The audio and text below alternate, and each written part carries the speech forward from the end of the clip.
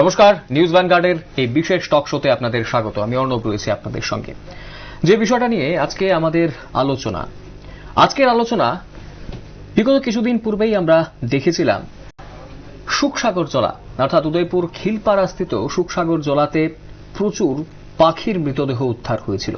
এই বিষয়টাকে কেন্দ্র করে স্থানীয় যারা এলাকাবাসীরা রয়েছেন এবং গোটা রাজ্য গোটা দেশে কিন্তু একটা চাঞ্চল্যকর পরিস্থিতির সৃষ্টি হয়েছে। হঠাৎ করে শয়ে শয়ে পাখির মৃতদেহ দেখতে পেয়েছেন এলাকাবাসীরা।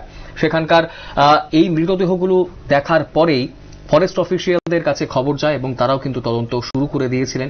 কিন্তু হঠাৎ করে কিভাবে মৃত্যু হলো এতগুলো পাখির এবং তার ইম্প্যাক্টটাই বা কি পড়তে পারে পরিবেশের উপরে, এই বিষয়গুলো নিয়ে আজকে আমরা আলোচনা করব। আমাদের সঙ্গে স্টুডিওতে আজকে রয়েছেন পার্থসারথী চক্রবর্তী, পক্ষী বিশেষজ্ঞ, এবং স্বাগত আপনাকে। ধন্যবাদ।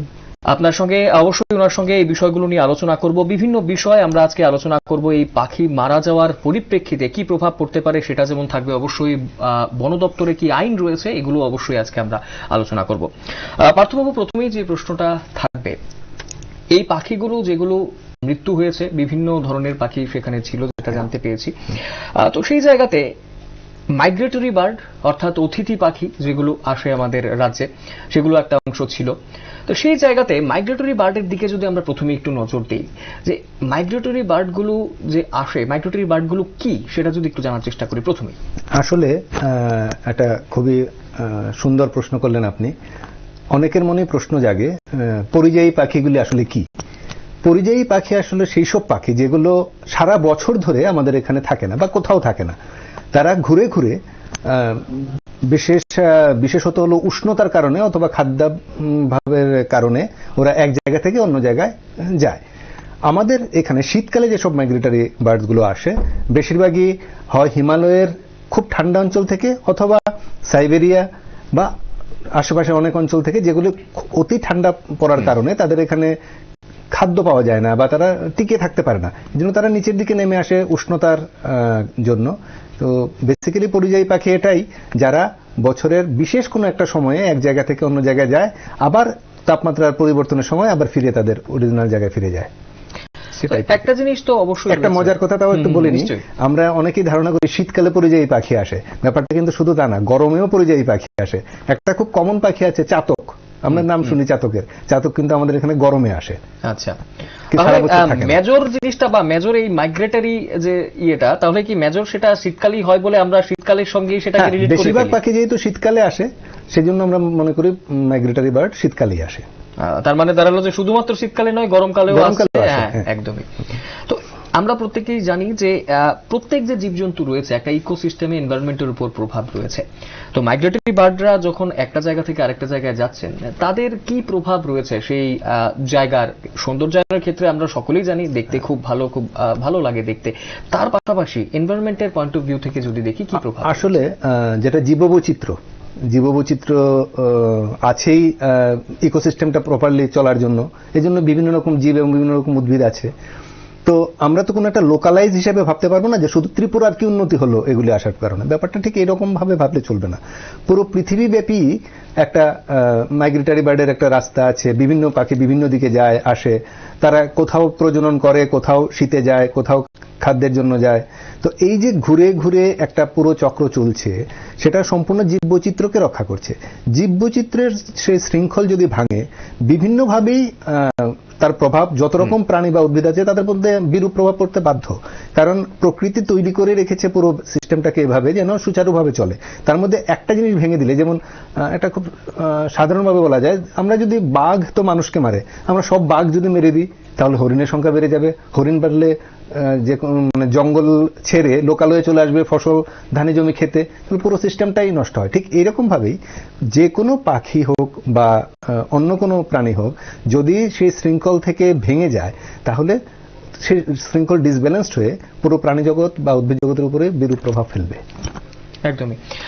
আমরা জানি যে ত্রিপুরা রাজ্যের যে বিভিন্ন জলাশয়গুলো রয়েছে, তার মধ্যে সুখসাগর জলা অবশ্যই একটা, তার পাশাপাশি রুদ্রসাগর নীরমহলের যে জলাশয় রয়েছে সেগুলোর মধ্যে প্রচুর পরিযায়ী পাখি আসে। তো আমরা যদি একটু দেখি যে এই পরিযায়ী পাখি, কোন কোন পরিযায়ী পাখিগুলো মূলত ত্রিপুরা রাজ্যে আমরা দেখতে পাই? আমরা যেগুলো খুব বেশি দেখি, একটা এই প্রসঙ্গে বলি, শুকসাগর জলাতে কিন্তু জলের ভাগ কম, নরম মাটি, ভেজা মাটি বেশি। এইগুলি তো এক ধরনের পরিযায়ী পাখি আসে। হ্যাঁ, গভীর জলে যেমন আসে, ওয়েটল্যান্ড গুলি তো আসে এক ধরনের পাখি।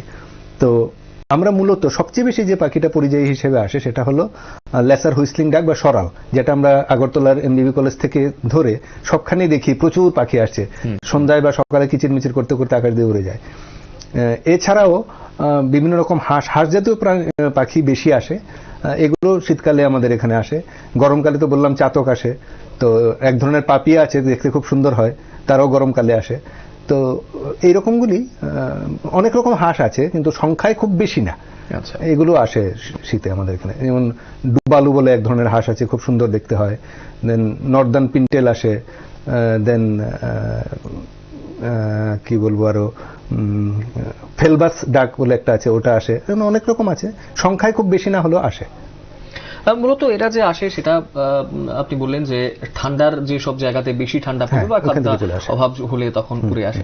কত কিলোমিটার বা এরকম যদি ডিস্টেন্সটার বিষয় দেখি আমরা, কত কিলোমিটার কভার করে আসে? একটা কয়েকদিন আগে আমি দেখছিলাম একটা ছোট্ট পাখি, যেটাকে কি বলবো, একটা চড়াই পাখি থেকেও ছোট, সেটা সাইবেরিয়ার তাইগা বলে একটা বনাঞ্চল আছে, সাইবেরিয়ার উত্তর, রাশিয়ার উত্তর, ওই সব অঞ্চলে, মানে পৃথিবীর সবচেয়ে বড় বনাঞ্চল হলো তাইগা ফ্লাই ক্যাচার ওইটার নাম। ছোট্ট একটা পাখি, সেটা ওই থেকে উড়ে ত্রিপুরাতে, কিন্তু এই এখন কিন্তু ত্রিপুরাতে ওই তাইগা ফ্লাই ক্যাচারও প্রচুর দেখা যাবে। শীত পড়ে গেলে আবার ওরা ফিরে যাবে। তো এগুলি কিন্তু আসে ওই অতটা দূর থেকে। সবগুলো যে অত দূর থেকে আসে তাও না। যেমন অনেক পাখি আসে হিমালয়ের একটু উঁচু জায়গায়, যেগুলো একটু ঠান্ডা বেশি পড়ে, বরফ পড়ে, এখন বরফে ঢেকে আছে, ওরা খাদ্য খুঁজে পাবে না কোথাও, তারাও নেমে আসে। তো ঠিক সঠিকভাবে বলাটা তো দুষ্কর যে কতটুকু আসে। ওই যে বললাম যে ওই তাইগা বনাঞ্চল থেকে যেমন আসে, তেমনি শীতের আটটাতে, মানে শুরুর আগে এক ধরনের পাখি ত্রিপুরাতে থাকে না, স্রেফ এখান দিয়ে রুট হিসেবে এটা উড়ে যায়। তো এটা আরেক ধরনের আছে। তো এইরকম করে করে আমরা শীতে, আমি খুব কম করে হলো, আমি তো অন্তপক্ষে ভাববো 40-45 রকমের পাখি কিন্তু আসে। আচ্ছা, কেউ উড়ে জাস্ট পাস করে চলে গেল, আবার কেউ থাকে।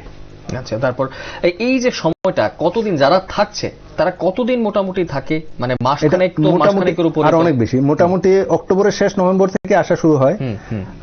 ওই আবার একই রকম, এক এক পাখির এক এক রকম। আবার ওই ফেব্রুয়ারি শেষ থেকে কমতে থাকবে, মার্চের শেষে, এপ্রিলে তো একদম কমে যাবে। মোটামুটি নভেম্বর থেকে মার্চের মধ্যে, মানে এই 5 মাস প্রচুর থাকে পরিযায়ী। সেটা কি তাহলে ডাইরেক্টলি সেটার উপর ডিপেন্ড করছে যে ওদের যে অ্যাকচুয়াল জায়গা সেখানে শীতটা কতদিন থাকছে? একদম তাই, একদম তাই।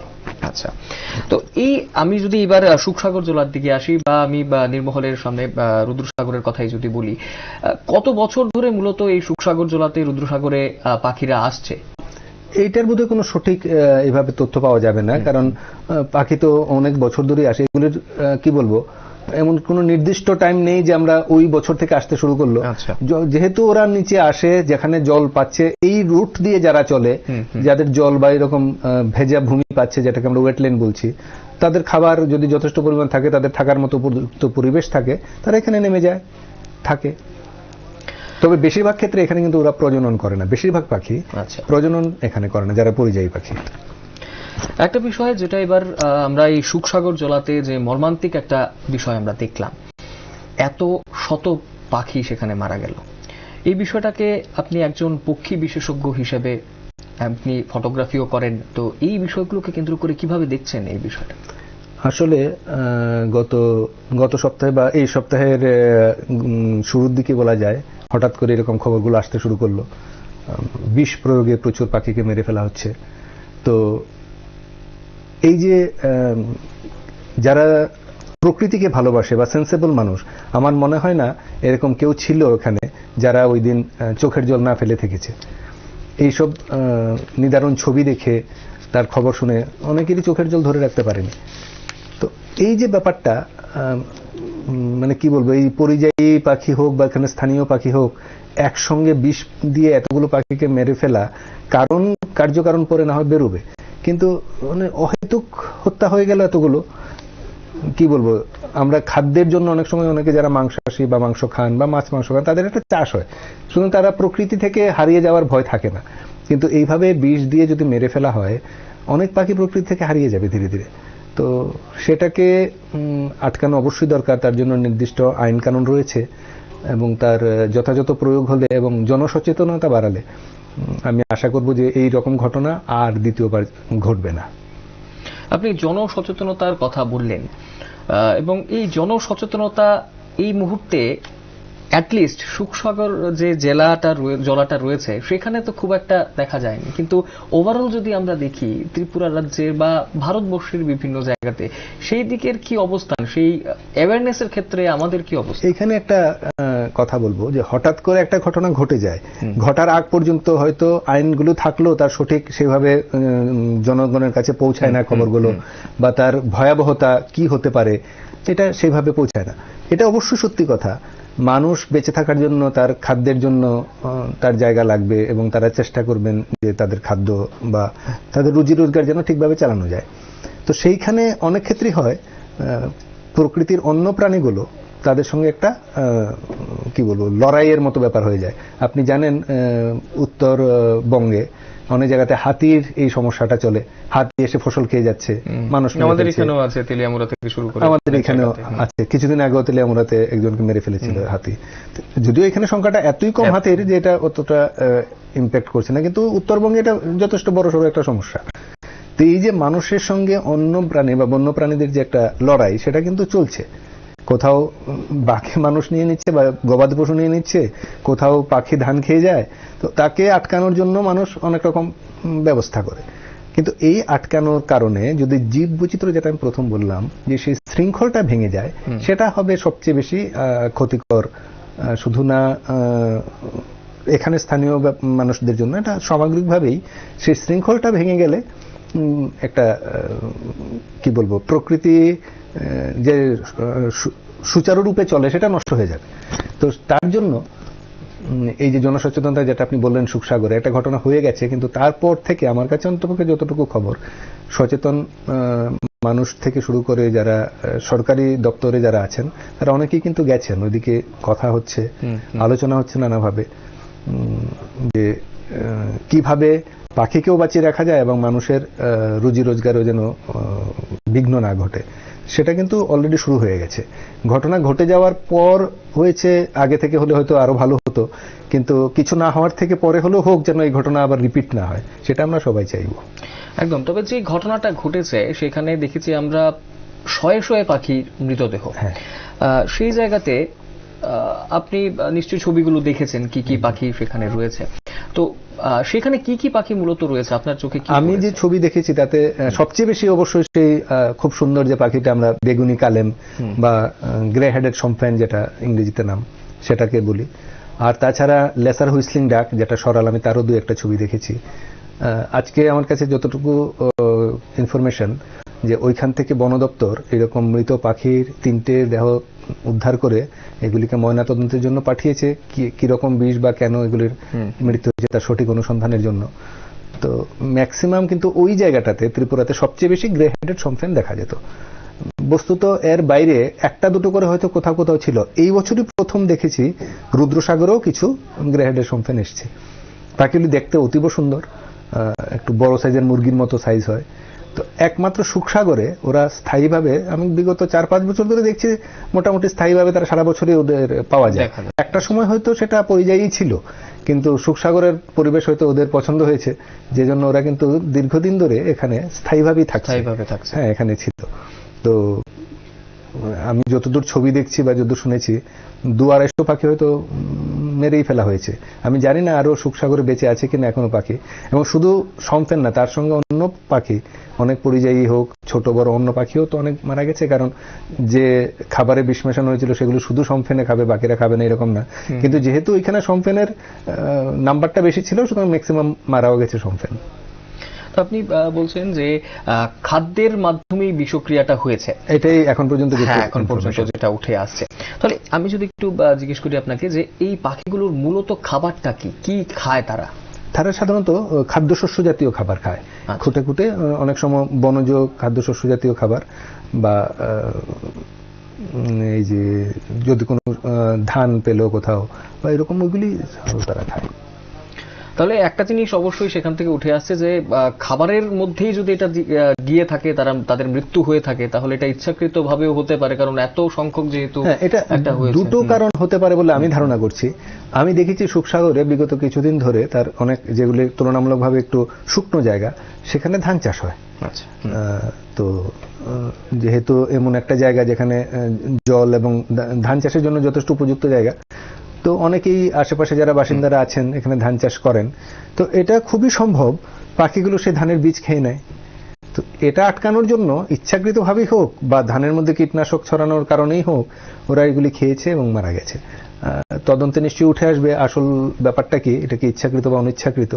কিন্তু কীটনাশকের একটা প্রভাব তো এখন পর্যন্ত এইরকমই বোঝা যাচ্ছে, এটা কীটনাশকের প্রভাবেই ব্যাপারটা ঘটেছে। আরেকটা বিষয়, যেহেতু এত সংখ্যক পাখি একসঙ্গে মারা গেছে, হঠাৎ করে একটা সেই জায়গাতে বলাই চলে যে একটা ভ্যাকিউম ক্রিয়েট হয়ে গেল, একদম। তো সেটার কি প্রভাব এনভায়রনমেন্টের উপর পড়তে পারে, ইকোসিস্টেমের উপর পড়তে পারে? হ্যাঁ, এটা তো অবশ্যই ঠিক। আমি বেশিরভাগ ক্ষেত্রে এই পাখিগুলোকে দেখতাম যে কচুরি পানার উপর ঘুরে বেড়ায়, বেশিরভাগ ক্ষেত্রে দেখেছি কচুরি পানার উপর ঘুরে বেড়ায়। তো ওইখানে থেকে হয়তো আগাছার বীজ টিজ এগুলো ওরা খায়, তো এইগুলি একসঙ্গে যখন এগুলি মারা গেছে, আগাছা অবশ্যই বেড়ে যাবে এই অঞ্চলটাতে, যেহেতু ওই বীজগুলো আর কেউ খাবে না।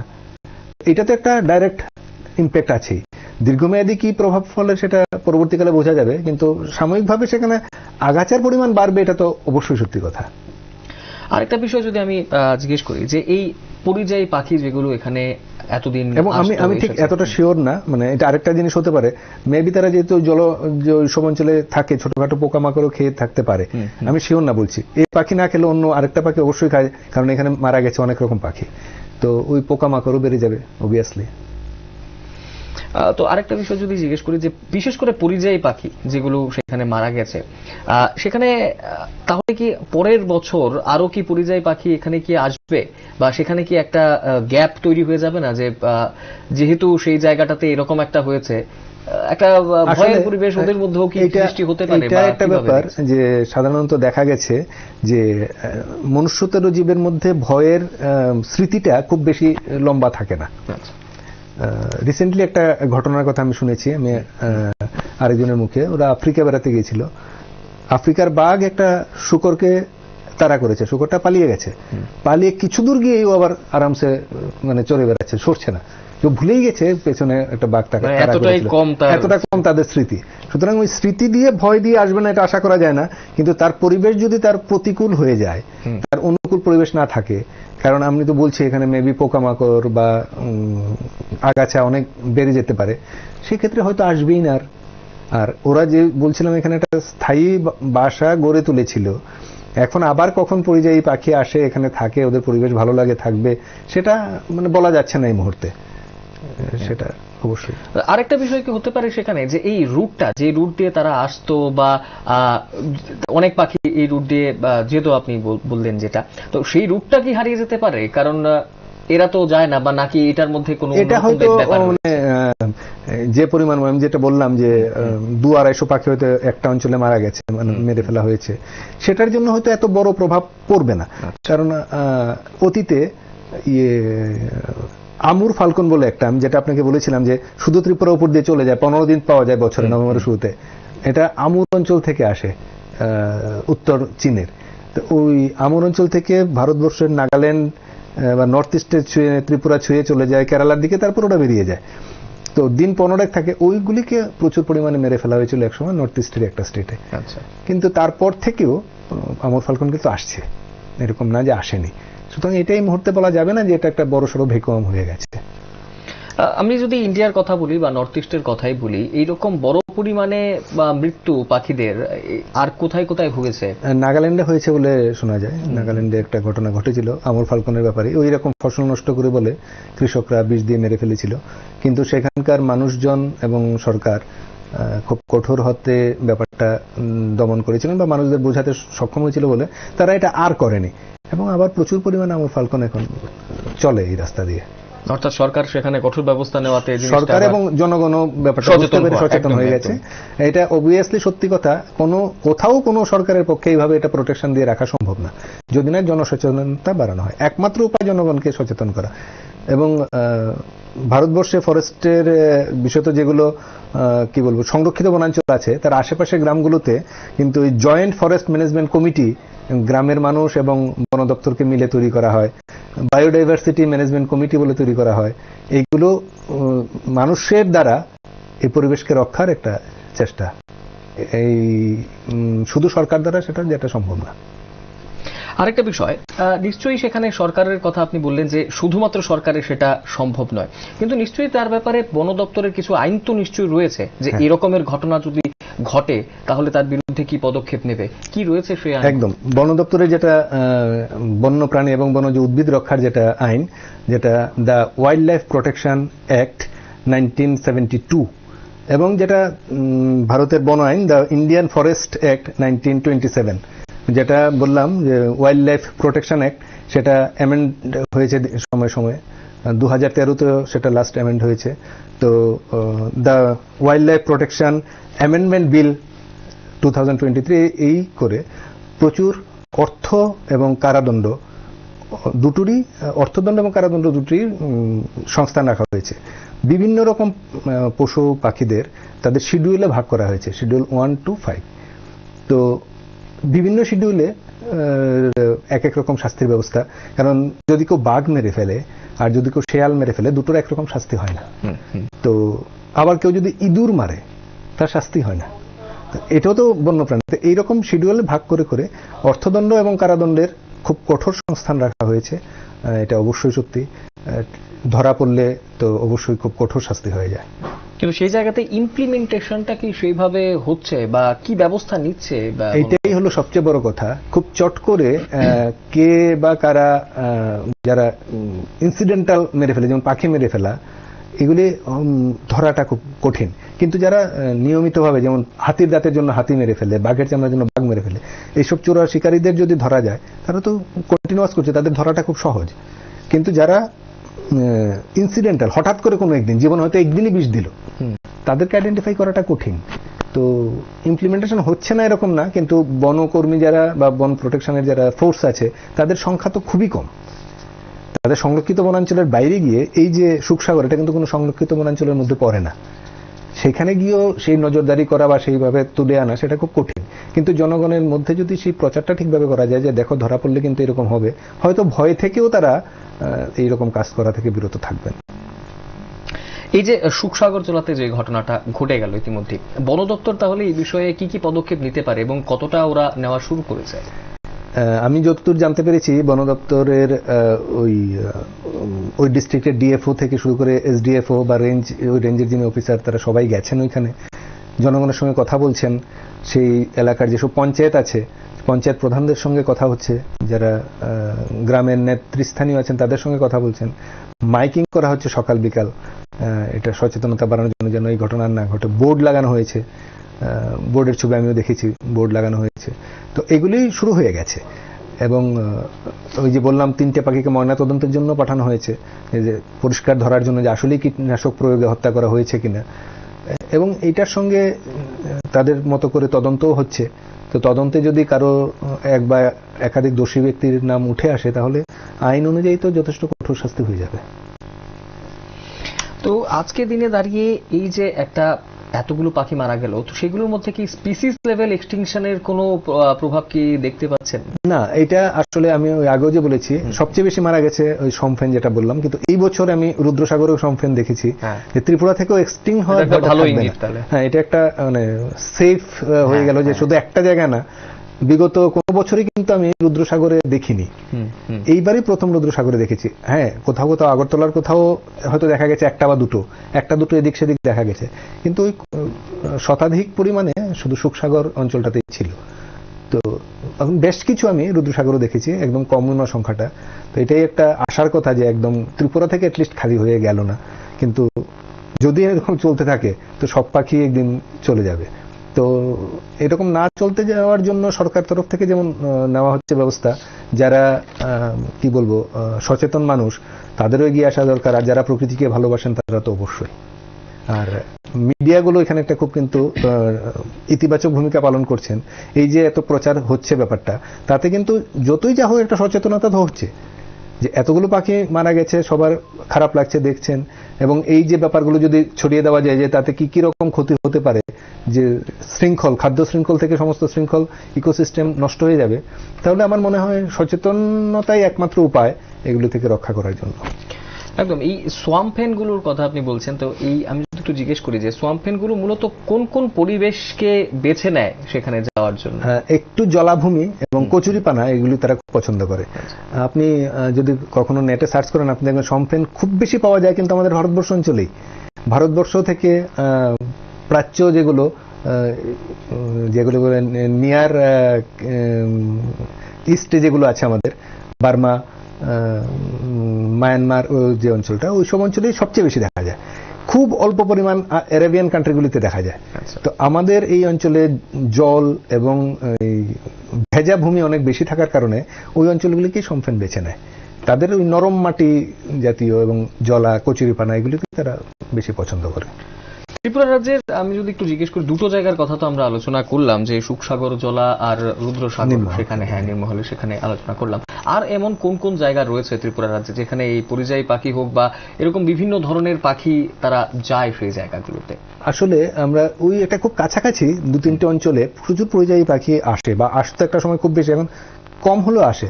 একটা বললাম রুদ্রসাগর, একটা সুখসাগর, এটার কাছাকাছি একটা আছে কাকরাবনের ভেতরে একটা জায়গা, জায়গাটার নাম হলো হুরিজলা। বিশাল একটা জায়গা, এরকম মানে ভেজা মাটি, বর্ষাকালে জল থাকে, বর্ষা শুকিয়ে গেলে ওই কাদা মাটি এরকম হইতে কোথাও কোথাও জল জমে আছে, কোথাও আগাছা জমে আছে, এরকম।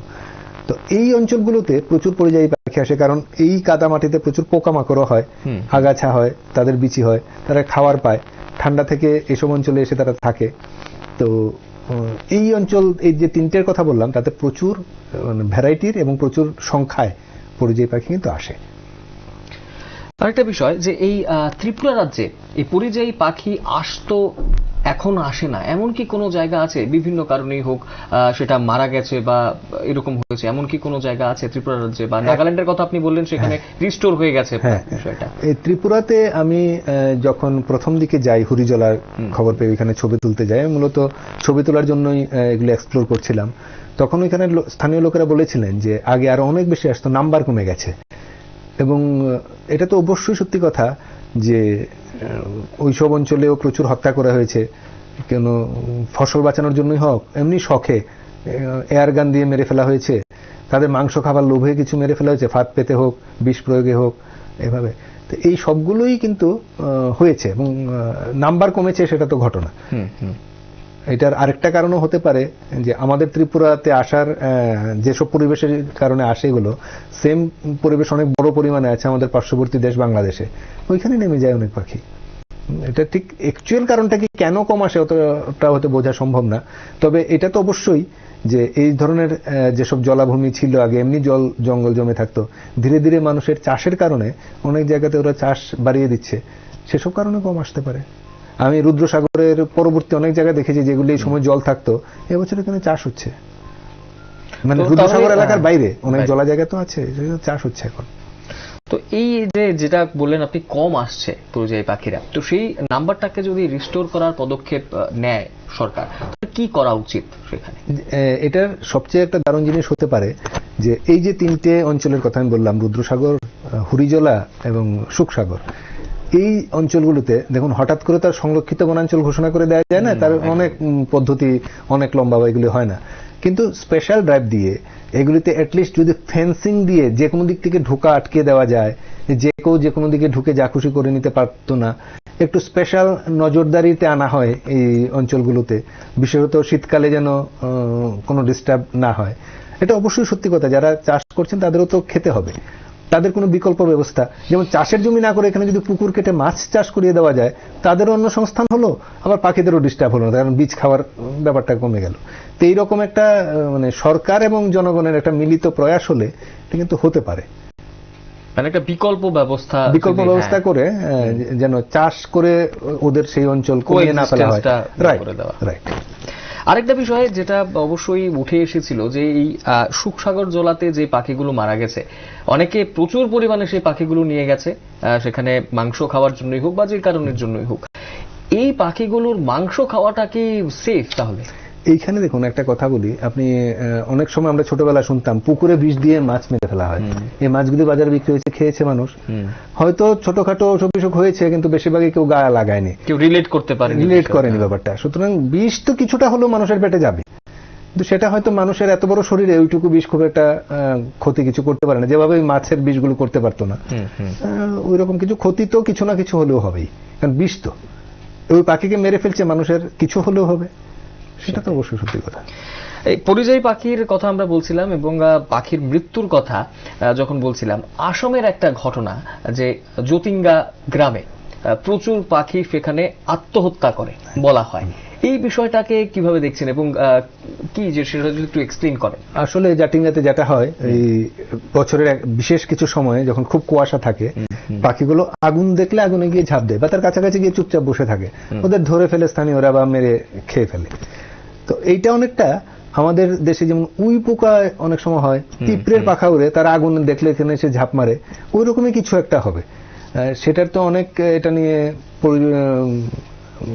বৈজ্ঞানিক পরীক্ষা নিরীক্ষা করা হয়েছে, কিন্তু খুব সঠিকভাবে কারণটা বোধহয় এখনো সেভাবে জানি বা জানা গেল, আমার অন্ততপক্ষে জানা নেই কারণটা কি তার পেছনে, কিন্তু ওইটা তো একটা কিছু হচ্ছে এরকম। ওই আমাদের যেভাবে উই পোকার আগুনে ঝাঁপ দেয়, ওদের ওখানে পাখিরা একটা পার্টিকুলার টাইমেই হয়, তার পার্টিকুলার টাইমে, বিশেষ একটা সময় এবং খুব কুয়াশা ঘেরা রাতে।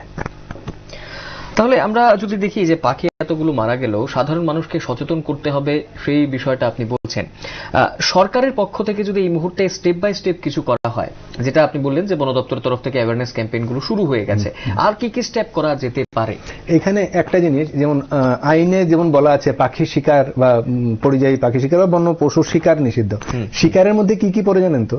যেমন গুলি করে মেরে ফেলা যেমন শিকার, ফাঁদ পেতে আটকে ফেলাও শিকার, বিষ দিয়ে মেরে ফেলাও শিকার, এই সবকিছু কিন্তু মানে বন্যপ্রাণী শিকারের আইনের আওতায় তারা চলে আসবে।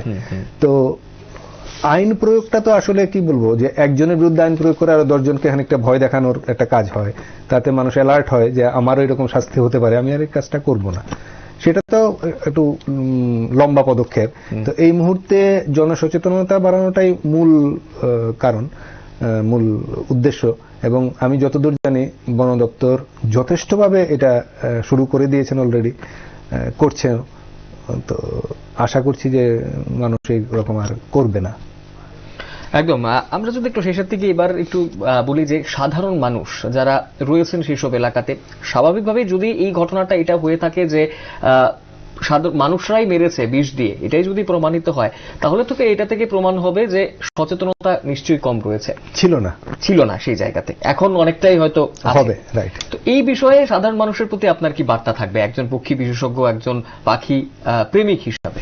আমি যেটা বলবো, আমাদের যেমন বেঁচে থাকার অধিকার, প্রকৃতি সবাইকেই বেঁচে থাকার অধিকার দিয়েই পৃথিবীতে পাঠিয়েছে।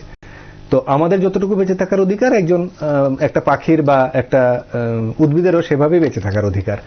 তো আমরা এটাই বলতে চাইবো যে এইভাবে দুম করে এইভাবে বিষ দিয়ে বা অন্য কোনো ভাবে যদি মেরে ফেলা হয়, গাছ কেটে ফেলে যেরকম আমাদের সমস্যা হচ্ছে, এরকম পশু পাখি মেরে ফেললেও একই রকম সমস্যা আমাদের হবে। আমাদের সেই সুন্দর শৃঙ্খলটা নষ্ট হয়ে যাবে। শৃঙ্খল নষ্ট হলে এমন কিছু জিনিস বেড়ে যাবে যা আমাদের জন্য ক্ষতিকর, এমন কিছু জিনিস কমে যাবে যা আমাদের প্রয়োজন ছিল। তো এই জন্যই আমাদের নিজেদের অস্তিত্ব রক্ষার জন্যই আমাদের এই বায়োডাইভার্সিটিকে এবং এই শৃঙ্খলকে রক্ষা করতে হবে। এবং এই রক্ষা করার জন্য আমরা সচেতনভাবে আমরা চেষ্টা করবো, মেরে ফেলা তো দূরের কথা, ওদের উপযুক্ত পরিবেশ যেন পায়, আমাদের পাশাপাশি ওরাও যেন বেঁচে থাকতে পারে, এটাই আমার কথা থাকবে। একদম। অসংখ্য ধন্যবাদ। আমাদের সঙ্গে ছিলেন এতক্ষণ পর্যন্ত আমরা শুনলাম পার্থসারথী চক্রবর্তী, পক্ষী বিশেষজ্ঞ। বিভিন্ন বিষয় নিয়ে আজকে আমরা আলোচনা করলাম এবং বিশেষ করে যে মর্মান্তিক ঘটনাটা ঘটে গেছিল, প্রচুর পাখির মৃত্যু হয়েছিল সেখানে শুকসাগর জলাতে, সেই শুকসাগর জলাতে বা অন্য কোথাও রাজ্যের এই ঘটনাটা যাতে আর রিপিট না হয় সেটাই কিন্তু চাইবো। এবং এই মুহূর্তে দাঁড়িয়ে সচেতনতা একটা বড় অংশ, সেটাই কিন্তু বললেন পার্থবাবু। অসংখ্য ধন্যবাদ আপনাকে আসার জন্য, সময় দেওয়ার জন্য।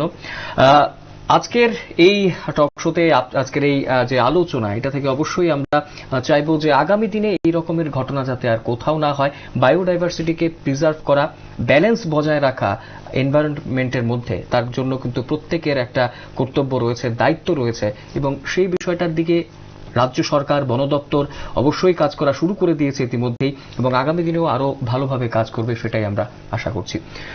এখনকার মতো এই আলোচনা এই পর্যন্তই। পরবর্তী লেটেস্ট নিউজ ও আপডেটস দেখতে শুধুমাত্র চোখ রাখবেন নিউজ ভ্যানগার্ডের পর্দায়। নমস্কার।